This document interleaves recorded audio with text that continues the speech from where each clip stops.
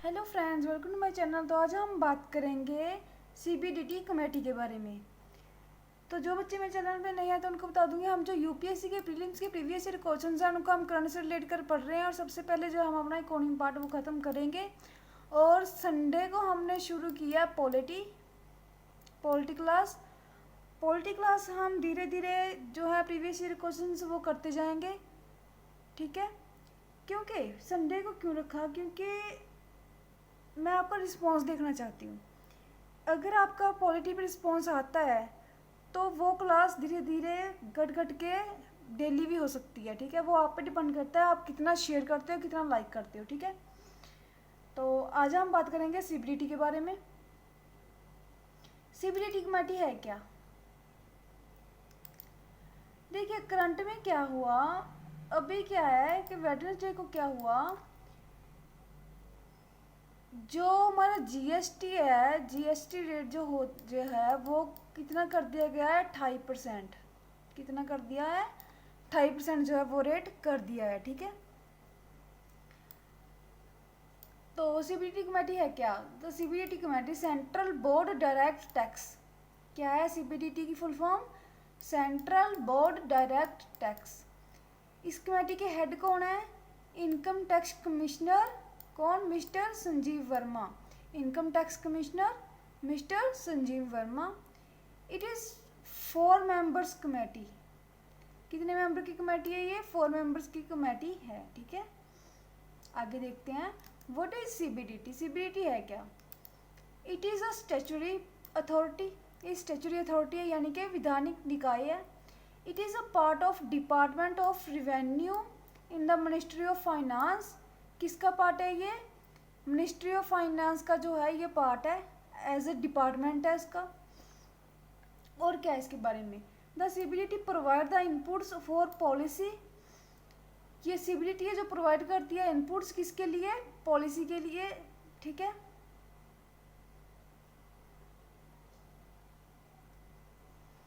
And ये plan करता है किसके लिए? डायरेक्ट टैक्स के लिए इंडिया में।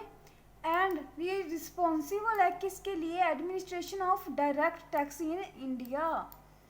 कि जो सीधा कर है उसके लिए ये जिम्मेवार होता है, ठीक है।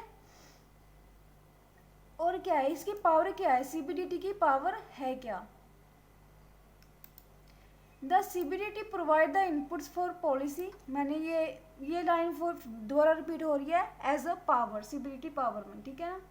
बोला है मैंने, इसमें बोला है कि planning of direct tax in India and also responsible to administration of direct tax in India. ये हमारी लाइन हो चुकी है तो पहले। आगे क्या है? It is also responsible for direct tax, ये भी हो चुका है। थ्रू इट डिपार्टमेंट, जो इसका डिपार्टमेंट है उसके थ्रू ये रिस्पॉन्सिबल होता है किसके लिए? सीधे कर के लिए, ठीक है। जो सीधा टैक्स है ना उसके लिए। The CBDT is a statutory authority. ये स्टैच्यूटरी अथॉरिटी है functioning under the central board of revenue act 1963। किसके थ्रू? मैंने बोला ना ये विधानिक निकाय है। विधानिक निकाय तो है, कौन से एक्ट के तहत है? Central board of revenue act 1963, ठीक है। एक्ट आप एक कॉपी पे ना अलग से लिखते रहो। मैं सोच रही हूँ कि जो ये एक्ट वगैरह है इनके लिए मैं अलग से वीडियो लेके आऊँ, ठीक है, ताकि आपको याद हो जाए। आप क्या चाहते हो, अलग से लेके आऊँ या ऐसे ही करवाऊँ टॉपिक्स में? वो आप कमेंट बॉक्स में बताना, ठीक है। आगे देखिए, एनएससी कम्युनिटी सेगमेंट गेट्स, एक minute, NSC community segment gets recognition from CBDT. जो सीबीडीटी है किसके द्वारा से रिकॉग्नाइज किया गया था? एनएससी कम्युनिटी सेगमेंट के तहत, ठीक है। और इसको अप्रूवल किसके तहत मिला था? अप्रूवल मिला था section 43(5)(e) of the income tax act 1961, ठीक है। आपको मुझे पता है कि समझ में नहीं आ रहा, आएगा धीरे धीरे, इसलिए मैं सोच रही हूँ कि इन पर ना वीडियोस अलग से लेके आऊँ। वैसे मैंने ये नीचे दे रखा है कि सेक्शन 43(e) है क्या, in the income tax act 1961, जो ये एक्ट है 1961 का एक्ट है, सेक्शन 43(5)(e), इसमें क्या लिखा गया है? इसमें बोला गया है कि which states that transaction of the relation to commodity derivatives shall be taxed as a business income provided the same has been done the recognized associations। बोला गया है डेरिवेटिव्स क्या होता है, डेरिवेटिव्स का मीनिंग क्या होता है? इसे हिंदी में भी डेरिवेटिव्स कहते हैं। हो गए ना आप कंफ्यूज कि ना आपको हिंदी में इसका पता कि है क्या, ना इसको आपको इंग्लिश में पता। डेरिवेटिव्स होता है जो समुद्र के रास्ते जो व्यापार होता है या हवाई जहाज के रास्ते जो भी जैसे भी व्यापार होता है ना, उसे बोलते हैं डेरिवेटिव्स। ठीक है, हवाई जहाज के रास्ते जो व्यापार होता है या समुद्री रास्ते से जो व्यापार होता है उसे डेरिवेटिव्स बोलते हैं।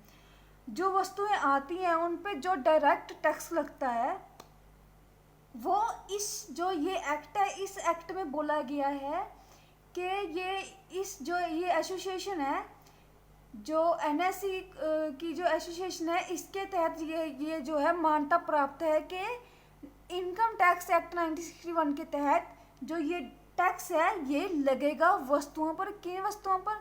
जो डेरिवेटिव्स वस्तुएं हैं, यानी कि जो समुद्र के रास्ते आ रही हैं या हवाई जहाज के रास्ते जो भी सामान जैसे भी जो या बसेस के द्वारा जैसे भी सामान आ रहा है उस पर जो टैक्स है वो लगेगा।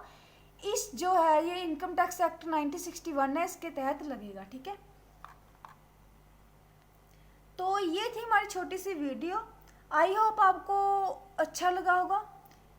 फिर बता दूं, देखिए करंट से क्या रिलेट है, ये करंट से रिलेट करें तो क्या हुआ है, अभी क्या हुआ है, अगर इसे करंट से रिलेट करें तो जो जीएसटी है वो कितना हो गया, 28% हो गया। ठीक है ना, तो इसलिए जो है ये कमेटी जो है वो न्यूज़ में है। ठीक है, तो भूलना मत, जो ये कमेटीज है ना ये एक कॉपी पे लिख के रखना। क्यों? क्योंकि ये मेंस में भी काम आएंगी, ये प्रीलिम्स में भी काम आएंगी। ठीक है, प्रीलिम्स में तो आपको पूछ लिया जाएगा कि हाँ जो सीबीडीटी है ये क्या है, स्टैच्यूटरी बॉडी है